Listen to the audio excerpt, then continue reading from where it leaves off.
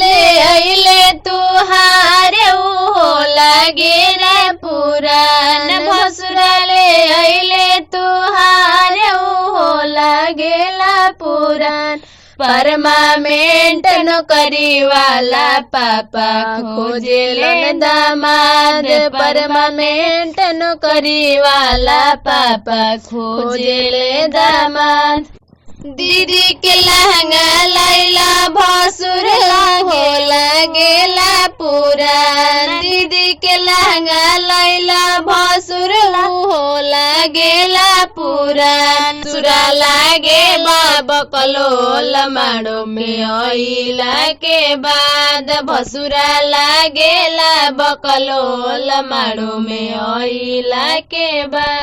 भसुर ले अइले तू टीका हो लागेला पुरान भसुर ले अइले तू टीका हो लागेला पुरान परमामेंट नौकरी वाला पापा खोजेले दामाद परमामेंट नौकरी वाला पापा खोजेले दामाद भसुरा लइले नहार दीदी के 4 साल के बाद भसुरा लइले नहार दीदी के 4 साल के बाद भसुरा लागेला बकलोल माड़ो में अइला के बाद भसुरा लागेला बकलोल माड़ो में अइला पापा खोजेले दामाद परमानेंट नौकरी वाला कि परमानेंट नौकरी वाला पापा खोजले दामाद पापा के हमारा इज्जत तू डूबवले रे पापा के हमारा इज्जत तू डूबवले रे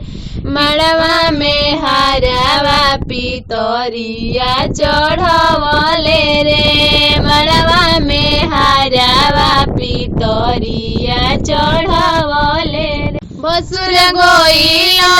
जाई माड़ो में अइला के बाद भसुर गोइल जाई माड़ो में अइला के बाद परमामेंट नौकरी वाला पापा खोजले दामाद परमामेंट नौकरी वाला पापा खोजले दामाद।